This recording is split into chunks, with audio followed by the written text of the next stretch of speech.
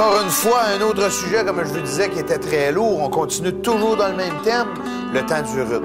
On a parlé dans une capsule précédente beaucoup des souilles, mais les souilles, il faut savoir aussi où est-ce qu'on en était rendu. On a dit que notre mâle creusait des trous qui urinaient dedans, et ce, jusqu'à 6-7 fois différentes. Mais une fois que le dernier trou est creusé et que monsieur a tout vidé sa vessie, il va commencer à taper avec ses pattes dans le trou, taper avec son panache.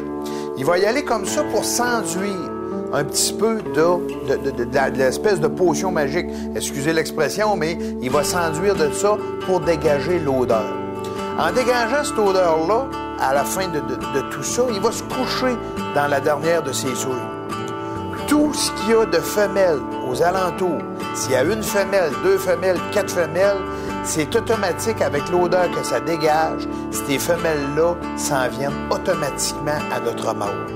Mais il faut savoir que dans le fond, l'odeur que la souille dégage, c'est très odorifiant, mais ça ne dure pas bien longtemps. Tous les effets de ça se volatilisent très vite. Quand on arrive à une souille, souvent on a l'odeur.